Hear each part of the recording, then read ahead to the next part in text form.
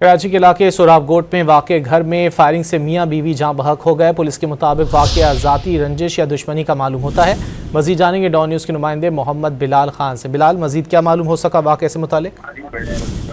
जी बिल्कुल, देखिए सोराबकोट थाने के हदूद में अगवान बस्ती के अंदर घर से मियां बीवी की गोली लगी लाश बरामद हुई है। मकतूल की शिनाख्त मोहम्मद आजम और खातून की शिनाख्त गुलबीबी के नाम से कर ली गई है, जबकि दोनों की उम्र तकरीबन 45 से 50 के दरमियान बताई जाती है। पुलिस हुकाम की जानिब से कहा गया है कि मकतूलीन को घर में नामालूम अपराध की जानिब से गोलियां मारी गई हैं, जबकि वाक़या ज़ाती रंजिश है या दुश्मनी इस हवाले से तहकीकात का अमल जारी है। जबकि मकतूल ने 2 शादियां कर रखी हैं। पहली बीवी अफगानिस्तान के एक गाँव में है, जबकि मकतूल जो है वो आजम गारमेंट्स फैक्ट्री में काम करता है। और इस तमाम तर वाक़े के बाद क्राइम सीन यूनिट भी जैवको पर पहुंचा है। तमाम तर शवाहिद इकट्ठे कर लिए गए। पुलिस हुकाम की जानिब से कहा गया है कि जो लाशें हैं वो अब्बासी शहीद अस्पताल मुंतकिल कर दी गई हैं और वहाँ पर पोस्टमार्टम मुकम्मल किया जाएगा, जिसके बाद जो लवाहिकीन है उनकी जानिब से कानूनी कार्रवाई की जाएगी। जी बहुत शुक्रिया मोहम्मद बिलाल इन तफसीलात के लिए।